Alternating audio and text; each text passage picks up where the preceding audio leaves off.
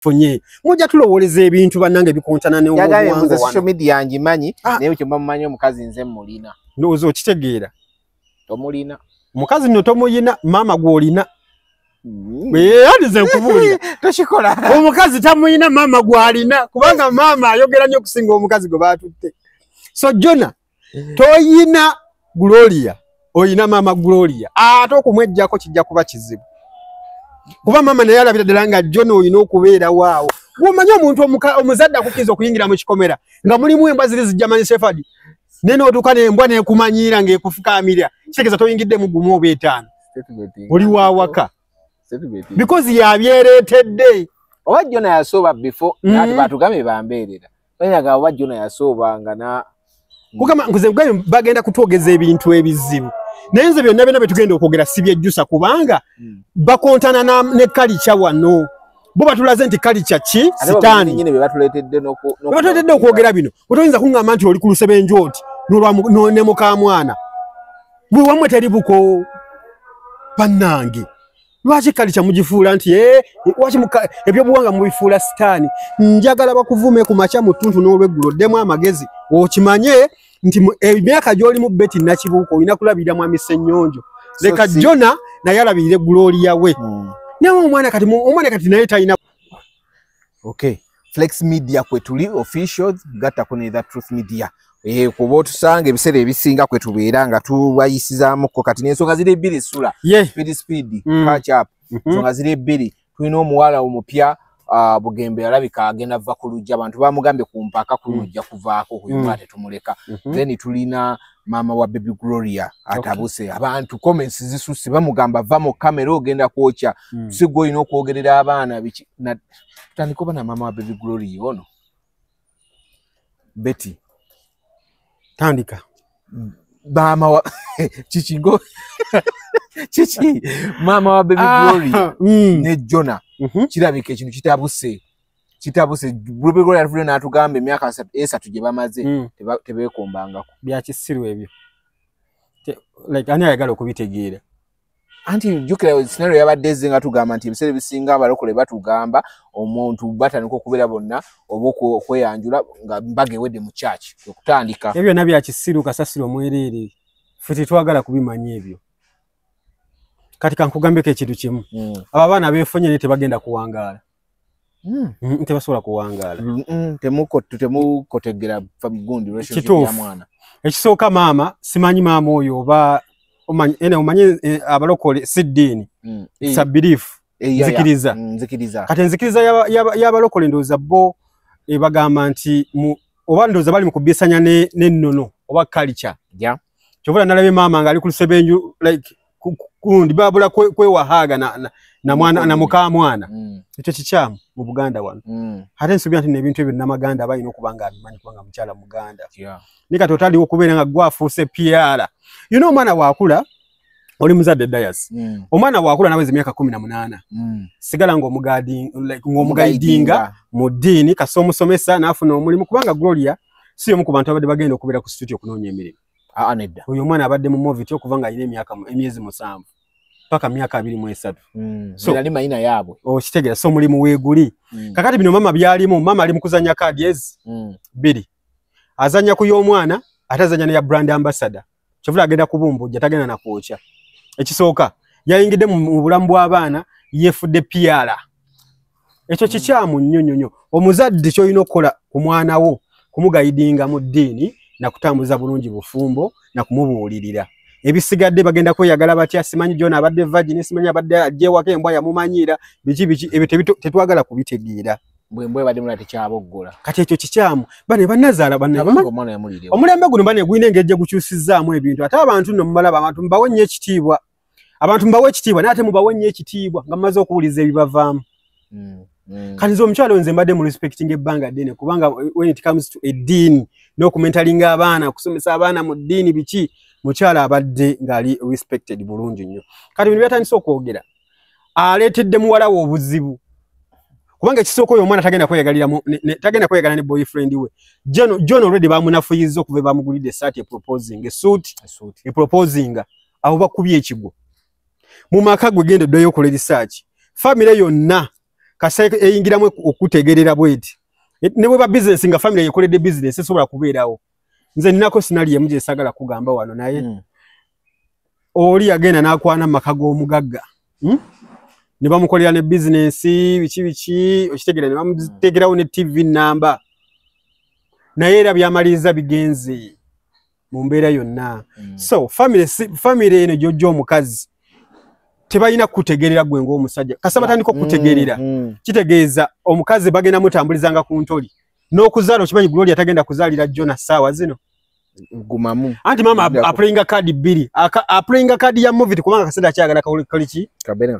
kajja ate aplayinga n'ey'obulamu bw'omwana kyovula anti kati byonna bina decisions bagenda okukolanga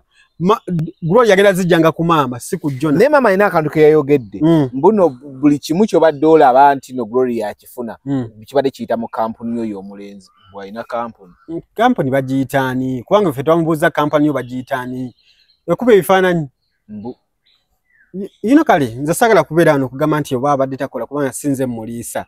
naye tusigale ku kino ekyokumentalinga abaana yona abalokole bakola ensobi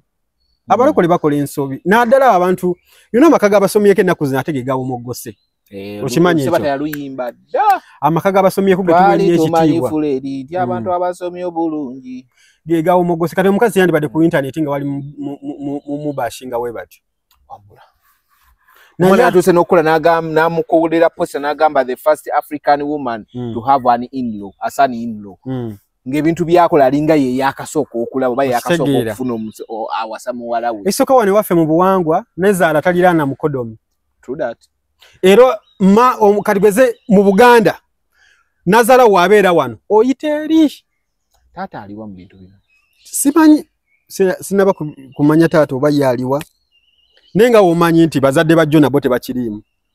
Choba tonalaba ku mama wa Jona tonalaba ku tata wa Jona. Oba tebakimena kumanya nti mutabani wa Afrika. Tomanya munnange. Neka nze natuse time nenda banti Gloria abadde akaddiye. Nga dibidde ku lujja. Hani kati kankubulire kumanya buli gwe bagema mu COVID oli mukadde. Nadala bana abo buwala. Omudibo guli kwabo myaka 19 20 mu Uganda. Bali akisirani. Nze kugambe eki. Edda nti omudibo gwabanga kuba kazi myaka 4 naye kali gutandikira ku 2 era kasotuka mu 2 noyita paka mu 3 nga tonafuna mwagalwa oba oli mu status yajja kati Gloria abadde agenda ku kali ka grade akasemba yajja kyovula omuvubuka bamukute mavumba yabagambye sina wongo ye kizibu kyangoye kabalete suuti ne bayite suuti mangu awo no lunaku yayita lumanyi lunaku tolumanyi singa bayali lumanyi yandyegulidde buli kimu nti lunaku tolumanyi ne balumuwa naye mama namuteekako obukwakulizo nti bwemukubanga ebifaananyi ebyo tebifulumanga nga sikola ki nga simanyi era n'ayomba nnyo nagamba nabadde sinnaba kubagamba mu bifulumye mu bufulumya mutya yayombye kakati ekyo kikyamu nazaala kyokabyogerera mu kamera bannange ze simanyi na kumanya naye maama oyo ave mu kamera omwana Gloria waba yakuze yefunidde omulenzi we abaleke bawulire ku laavu etya wefana yali aganyo bifulumya kitegeeza yali kimama kireka yinga yagenda n'ayogereza Jona atwale muwala we abantu bagambye maama olabika relationship eno yo si ya mwana ko maama go tusinga nnyo okulaba okusinga omwana okitegeera so maama wa Gulo tukwagala nnyo maama omukadde Betty Namaganda Betty Nakibuuka tusaasire omuwala ogenda muleetera embeera enziwe nnyo ate akwetamu ena nnyo omutadde mukattu kuba kati n'ebifa mu kisenge olinga gwa bitegere nnyo okusinga omuwala obulako tugamba nti Jona talina maanyi ga kisajja kyabulako tugamba kubanga byonna bitugambye muwanvu wakitema ayina kampani bwe omwana byalina agala tukanga bagogera bintu bya contract emmotoka ya Jona embwa tekyagiboggolera asiba waka asiba mu ddiiro yamutwala out kati ebyo nabyo byogera bya kisiru omukazi omulokola akulidde mu ddiiro yagambye mbuno munala bya commentinga nagamba mbuno ndoza fenna tutandika okwana ba client baffe kubanga ko yendi naye bu client yabe mukwane nga alinamu ku sente ngamba kitegeeza bali ku money minded bamaze ku swapping kumanya nti Jona alinamu ku sente Gloria oliwa kati bebagamba bulina nti simanyi Gloria abadde mbeerera tetwagala kumanya okitegera ye kale wabanga badde mbeerera so Jona ye abadde mbeerera mbona ye no kati wabadde mbeerera what should ate oyo omwana tabadde na mbeerera oyo baby Gloria tugende bakebere ndi tugende bakebere kwa na iraga menejura tabanega tugende bakebere omwana nti ali mbere gojukira stories za mukubano 218 adizali ntufu na wachi yakola oluyimba si lubuto kati ndowooza olaba there is no smoke without fire oyo omwana alina okubanga baddala babalenzi atali omu abatali bana so bino byagamba nze bwono muyogera tukyali ku ebyo boli imbere oba toli imberera gwamanyi n'ebizibu n'ekikwacho ate buli bwogamba nti kiba kikwa kisiraani omwala myaka 23 ng'oli imberera what are you up to oli muki yekumidde wekumirani guno mulebe bekumira bakitegeeza ati gadi byengalye okitegeera tali mu wala kitegeeza omwezade era n'okuma omwala paka myaka 23 ngali virgin ekyo kiwala wala hani bwagenda okusumbuwa kweje emyaka gya kutereeza so sikuyigiriza kulwana mbuzi kati olwane n'omuwala ku myaka 23 kitegeeza kiri awo kiri green tekina bye kimanyi yadde ensonga z'omu kisenge za kutegeera kyobola okutambula Masaka yonna laaka esemba bule wanga tundafunayo mbeerera kati gojja lugamba nti nze omwana wange mbeerera then so what tukoleji otulaganga woota mentally nze mwana okitegeera otulazenga woota tute mwana wasenga nabikande kitegeeza agenda sumbuwa omusajja omwana tomuterezeza ng'omwana omuwala wayina okubeera obulako tugamba nti omwana tanazza mukono mabega andi mune mbeerera ate mbeerera bamukwatako mbeerera bamulingiza mbeerera bamulaba mbeerera abeera awo kaleesu mwana ate bamutunula nako okitegeera so kitegeeza mbeerera Gloria waba mbeerera kikazi era kigenda kusumbuwa John obulamu bwonna okubuuza mukyala Betty Gloria adaba kyabeera waka kati nange kyesimanyi kubanga waliwo stories zirere ze balwana nanga ne ye Miss Debbie ne Debbie ng'amulangira byaddala agenda eyo neyebula bwa apartment ne mama nanyiga nti omwana bamuvuma ebintu ebyaddala era ne bamujja ne ku shame bamita mami Debbie ne bamujja ne interview ndoza wagira byo nze nyina gikola yes nagamba omwana asula mu speaker apartment mwabeera mwasula kitegeeza abadde takyakola ki takyasula waka okitegeera waba badamu kumye nnyo ngambeerera ekyo kyambeerera kifu bayagala kwekubira defense mbufu abalokole tusobola n'okuuma abaana paka myaka 23 nga tegase na musajja ye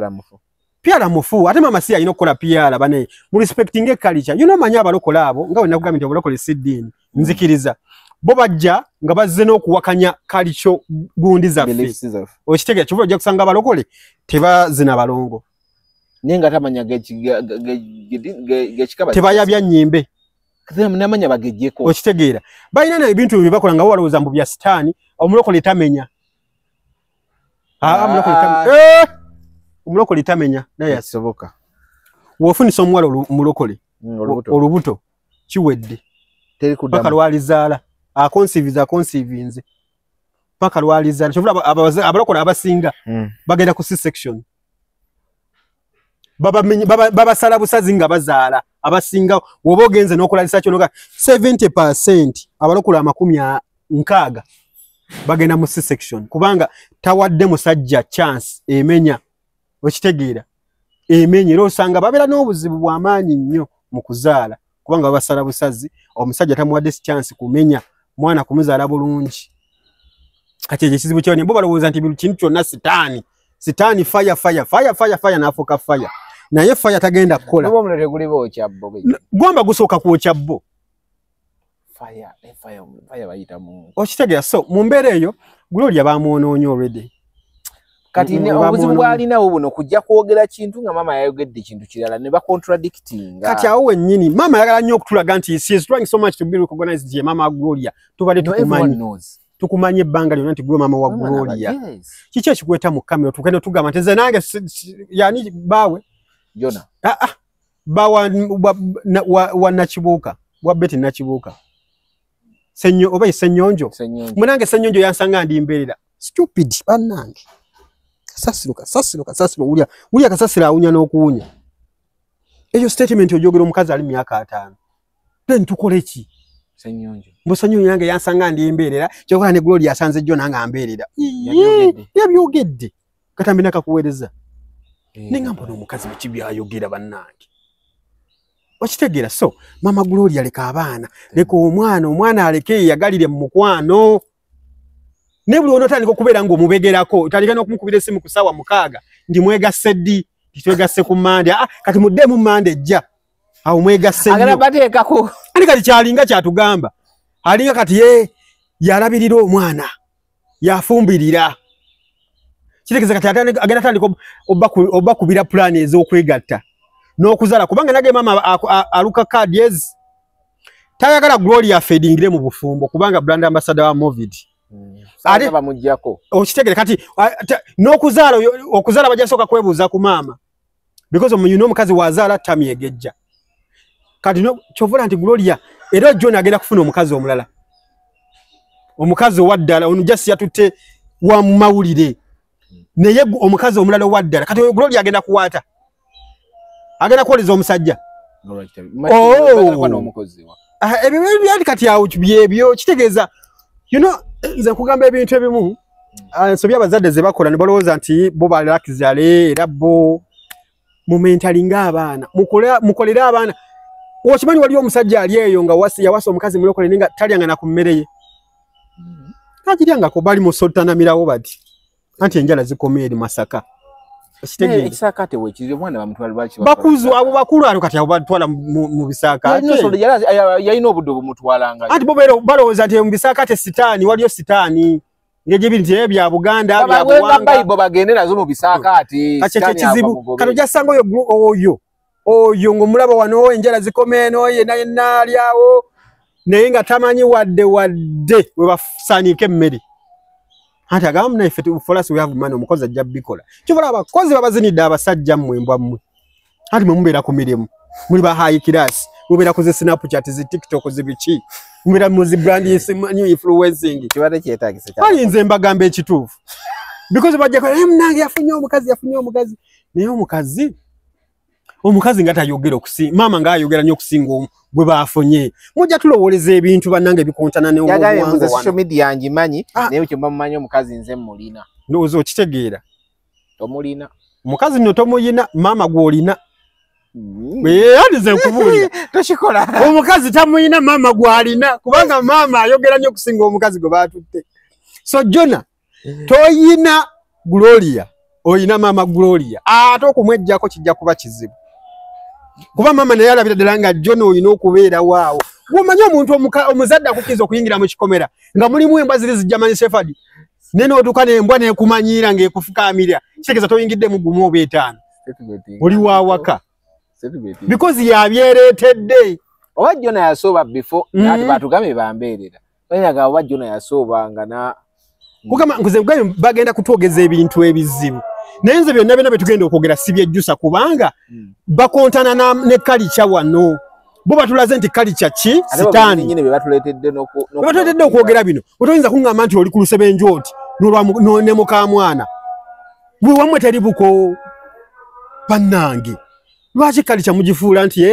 waki ebyobuwanga mubifuula sitaani njagala bakuvume ku makya mu ttuntu n'olweggulo oddemu amagezi okimanye nti emyaka gy'oli mu beti nakibuuka olina kulabirira mwami Ssennyonjo leka Jona naye alabirire Gloria we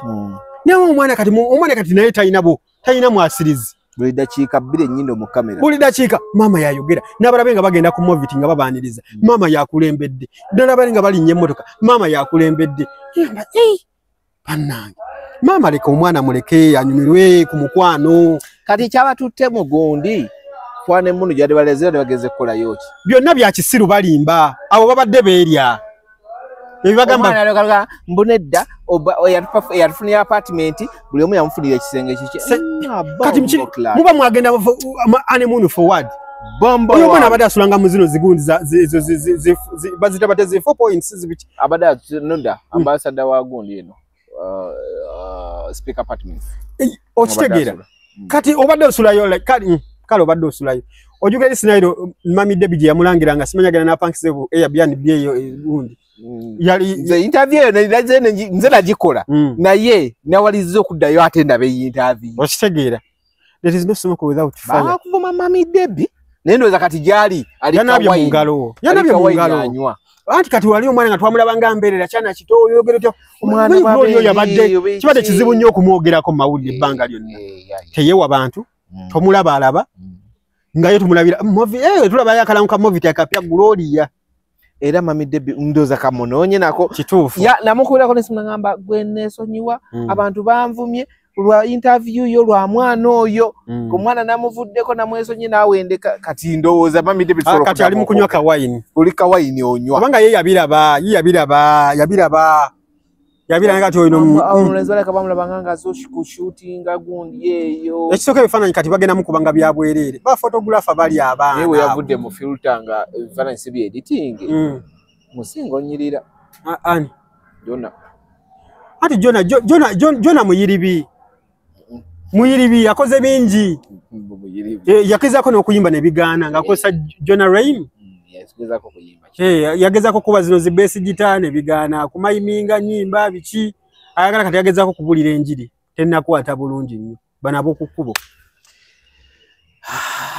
kati Jona cheche kizibu kyalina Jona ngo tutadde mu kaseera Gloria amuzeyo gye bamukayanira amuzeyo wa mama we amuzeyo wa mama we tajja musobolo yo mama batwala oba bonna obo batwala twali no kwaba abalokole Pastor Bugembe Jani Mukiibi Pastor ngoyo mwagala nnyo ku Miss Uganda UK 2017 eyo najiri wakati buli Jani Mukiibi we yalaga video zirina zena zikwatanga nzena bitanga abana ba mawulire nti jangu tugende wano tugenda kusomero bwetuti o video we mulabanga azina n'abaana ku gundi awo nabeerangawo Jani Mukiibi ngali ebweru asoma awangu dwa Miss Uganda UK na komawo wane Kampala nze project bajinkwata omukyala bamuyita Jacqueline Dumba ngamba nti tugenda tambula nawe era twatambulanga buli wamu nga tuli kubya child sacrifice tugenze mu masomero abana abasomeseza tulidde akawunga weyo yonna okitegeera kati Jani Mukiibi gwe boogerako manyi bulungi nnyo ne waabwe waka ayo Upper Kololo simanyi gundi bagita White House manyi biki Lane manyiwo bulungi nnyo era abantu balabanga boogera nengamba mu bimogera temuna bitegeera Jani Mukiibi mumanyi naye ngo gwasooka ka video akasooka okufuluma nga Pastor abumbuzo oboliki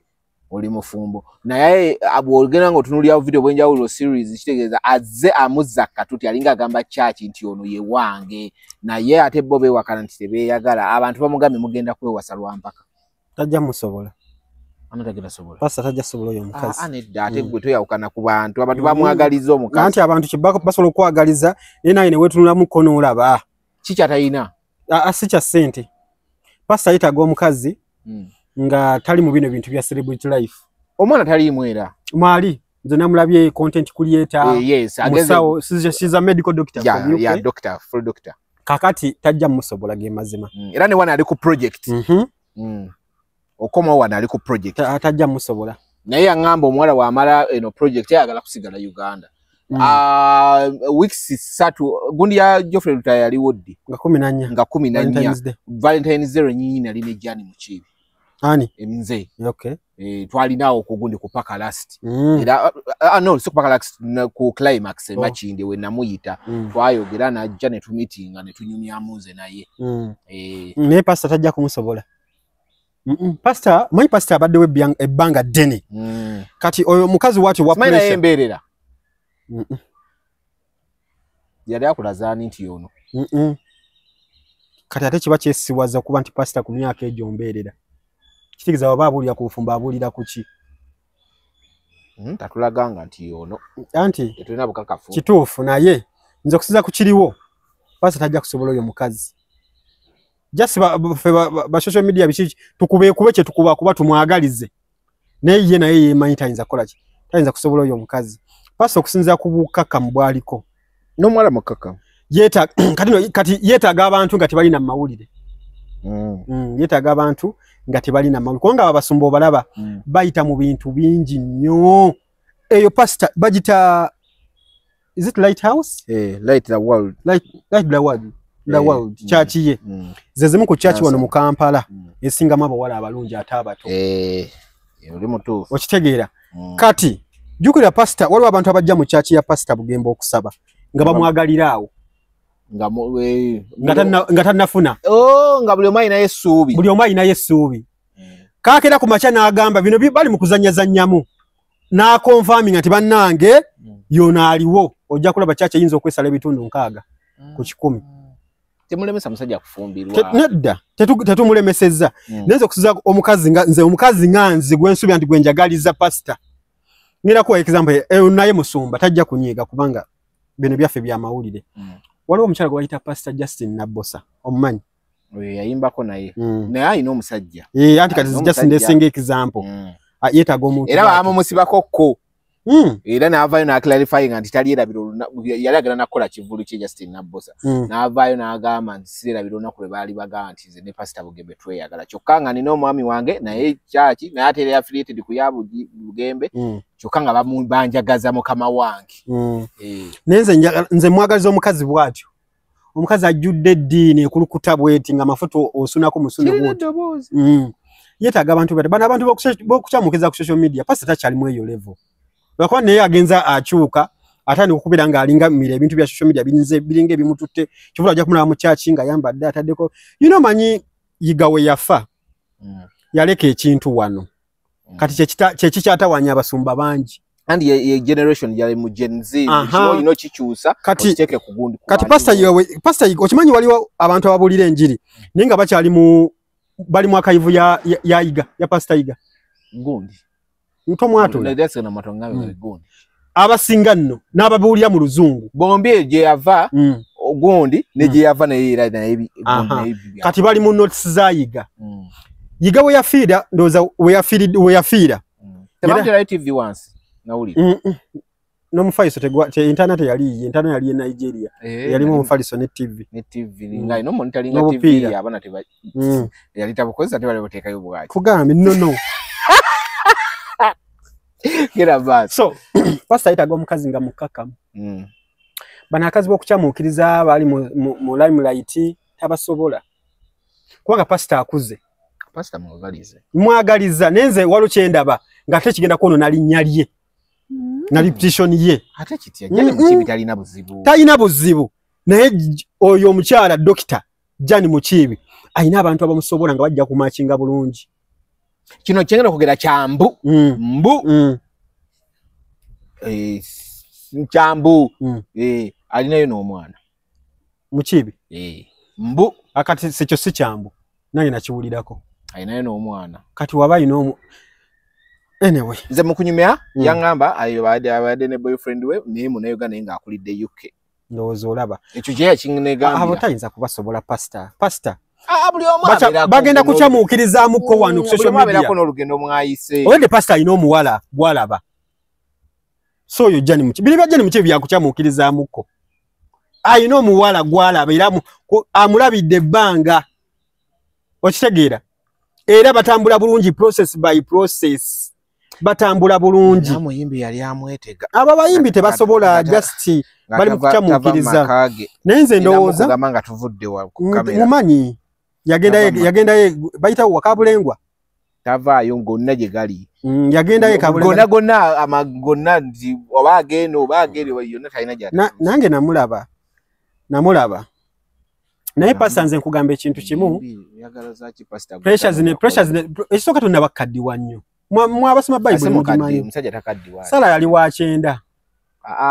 yandi kati tugende ku Bible naye nze yogera kufutya nka pastor ngo tanzo okuleta simanyi Sala yali wa 9 Sala sigala n'ekyenda kyo ko wazalira tekulinako buzibu ontuli ku pastor waffe kati nawo omagaliza Jani Mukibi bulungi nnyo beekuba ekidala bewase kuba bombinze bakwano bange nze nfunamu ti bombi njogera nabo mwe muina nugu nti omu temwogera naye mwogerako n'omu ati kati kyekizibu nze ati pastor nnuma nnyo okuba ndi agenda kufuna abawala ab'okukyamuukiriza abo ba TikToker babiki omulaba here and there ali wano simanyi ngende mu saloni biki pastor ayitaga omukazi nga highly respected woman ng'aliko n'amafuta agayiika gati okitegeera neka nalabye bazukusa ebifaananyi bya Jani Mukibi ng'ali ku zibiici oba yali Miami oba yali Florida maama omuntu atasanyuke ku musumba ffe gwe tumanyi oyo omusajja w'amaanyi nnyo oyo pasti ya Jani ati yatandise lugendo lupya twagala omuntu nga bannaaye kubanga omusajja oyo engeri gye yeekuumye ebbanga lyonna Jani yangamba abadde amaze emyaka 4 nga tagenda mu kyaki ya pasta 6 bwe nali nnyumya naye njanyenagera nsomolako katini ku byakugamba nene kubuulira ekyatuuka ku interview eyo twagikola era nga ne pasta mwali nomala n'ogiyiwa Mmanyi wachi wajiwa. Naye nze maliwo ebintu ebimu bye ndaba. Wekiba nga kye kiriwo agende. Naye nze nganze omulanzi. Tekijja kukola. Tekijja kukola. Solasira kweyita mulanzi. Abakazi basumbwa bapasta basumbuyibwa abakazi abo bano betubadde tumanyi. Abapasta bujinge kya mutukako ngaafunye makula. Buli omu n'aleeta simanyi yayagala kuwono simanyi yali ayo pasti zaabwe ezo mulimu pasti bya pasti zaabwe kimanyi wali yakawala pasta oyo bugembe kasobola okufuna nga n'owookanoonyereza ku njuba ne ku musana tolina bibiri ogenda kufunako labayo kati kankuwa example Nyamutolo oyo mulaba n'owoonoonyeza n'ogenda ewaabwe nebbi tolina muntu yenna gw'osobola kusangayo nti yali agadde ku Nyamutolo naye tabaddeewo ng'abaagala kati wuliriza wano poze olitimu eyo nedda no watali ekyo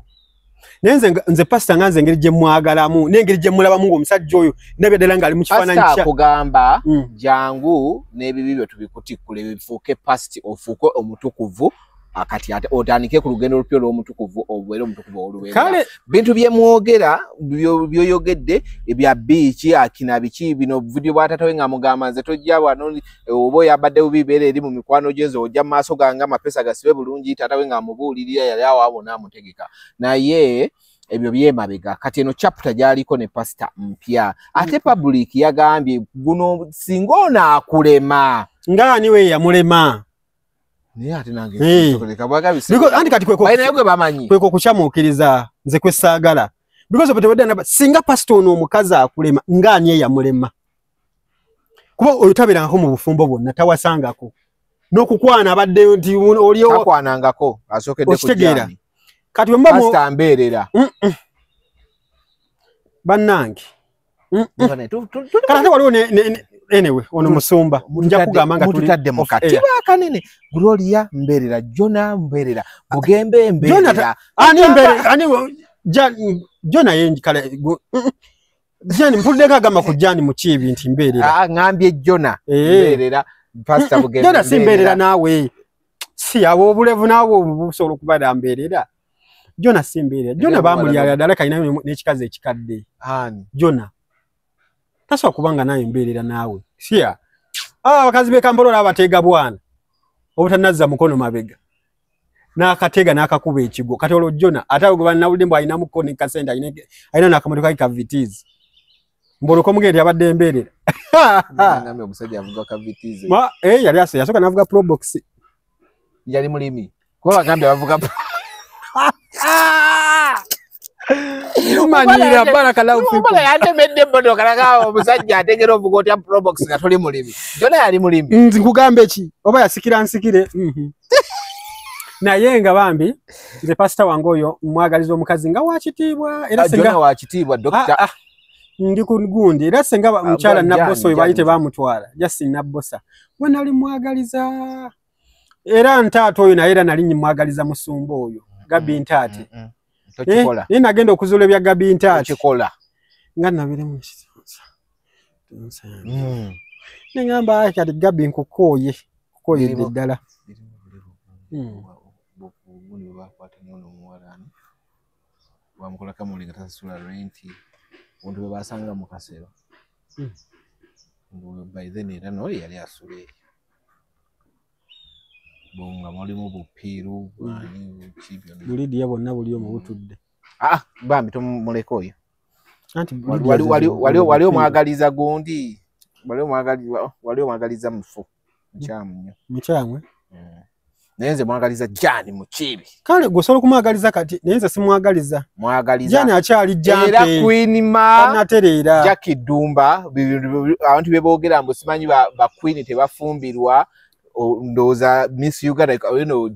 Jackie Dumba ye Queen ma wa Miss Uganda UK. Oh wow. Era ndoza ba Queen walaye batandise okwekolamu omulimu. Okitegeera.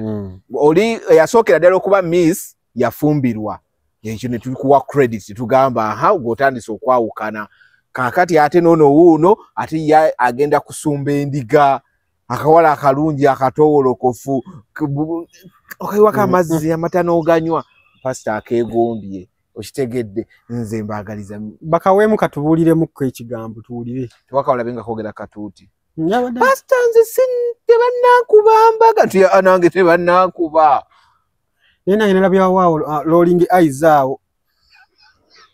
Ningamba manyi musomba yitayogera ko sabikolwa.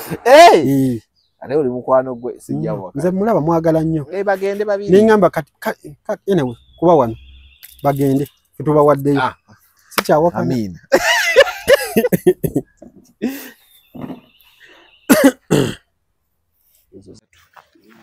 Wadde jogena mu 5 nga kuliko yakenge naye.